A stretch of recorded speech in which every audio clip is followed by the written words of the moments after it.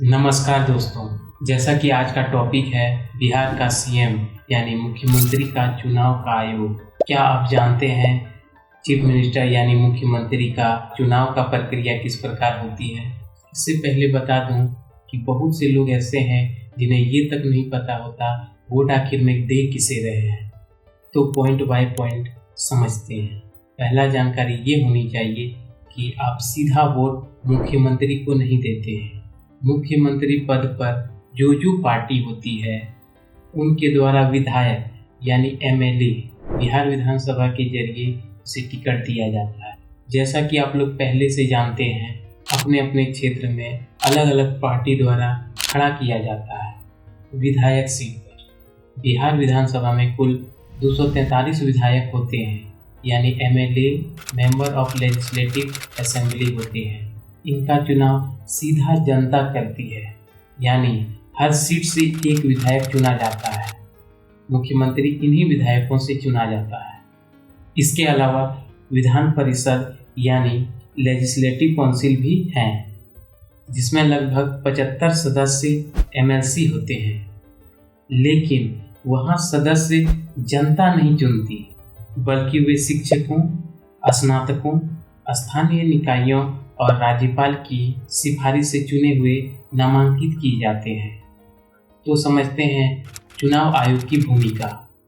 भारत एक लोकतांत्रिक देश है। हर 5 साल में होने वाले चुनाव सिर्फ सरकार बदलने की प्रक्रिया नहीं होती है, बल्कि जनता की ताकत का सबसे बड़ा उदाहरण है।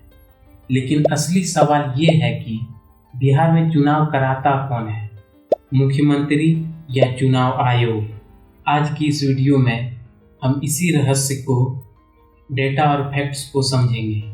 तो पहला पॉइंट है चुनाव आयोग की ताकत। भारत का चुनाव आयोग एक स्वतंत्र संस्था है।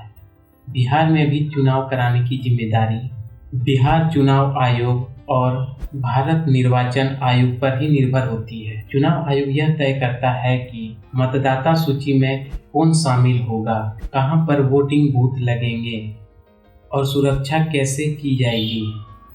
ईवीएम और वीवीपैट की देखरेख से लेकर मतदाता गण तक पूरा चुनाव आयोग के नियंत्रण कक्ष में होता है। यानी मुख्यमंत्री का कोई स्तंभधारी नेता चाहकर भी इस प्रक्रिया को बदल नहीं सकता। यही असली लोकतंत्र है। अब पॉइंट 2 पर आते हैं, मुख्यमंत्री की भूमिका। तो क्या मुख्यमंत्री का कोई रोल नहीं होता है? असल में मुख्यमंत्री को सरकार सिर्फ प्रशासनिक मदद करते हैं। पुलिस प्रशासन और सरकारी तंत्र चुनाव आयोग के आदेश पर काम करते हैं। जैसे ही आचार संहिता लागू होती है, मुख्यमंत्री की शक्तियां सीमित हो जाती है। वे नई योजनाओं की घोषणा नहीं कर सकते, ना ही सरकारी पैसों से प्रचार कर सकते हैं। इस समय मुख्यमंत्री भी चुनाव आयोग के अधीन एक सामान्य उम्मीदवार की तरह होते हैं। यानी सत्ता में रहकर भी चुनाव में सीधा फायदा लेना मुमकिन नहीं है। आते हैं पॉइंट 3 पर, बिहार चुनाव का इतिहास और डेटा। अगर हम बिहार के चुनावी इतिहास को देखें तो यहाँ की राजनीति हमेशा अनोखी रही है। साल 2015 विधान चुनाव में करीब 56% मतदाता हुआ। वहीं साल 2020 में कोरोना महामारी के बावजूद भी 58% लोगों ने वोट डाला।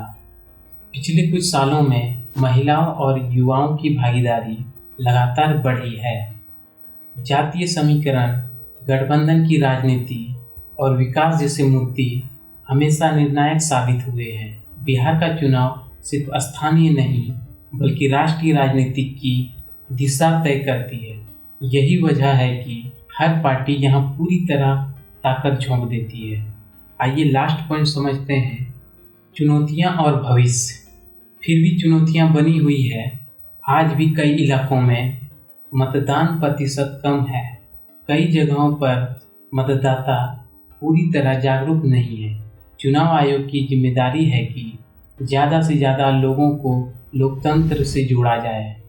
दूसरी तरफ मुख्यमंत्री चाहे जो भी बने, उसकी असली इम्तिहान तब होती है जब वे जनता के वादों को पूरा करने के लिए सत्ता में आते हैं। इसलिए लोकतंत्र को मजबूत बनाने के लिए आयोग और मुख्यमंत्री दोनों की जिम्मेदारियां अलग अलग लेकिन जरूरी है। निष्कर्ष, आखिरकार लोकतंत्र की असली ताकत चुनाव आयोग या मुख्यमंत्री में नहीं बल्कि मतदाता में है।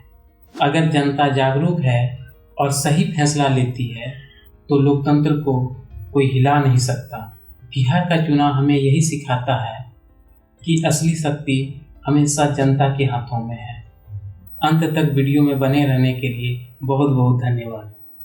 अगर वीडियो में थोड़ा भी जानकारी मिला हो तो प्लीज़ लाइक शेयर करें।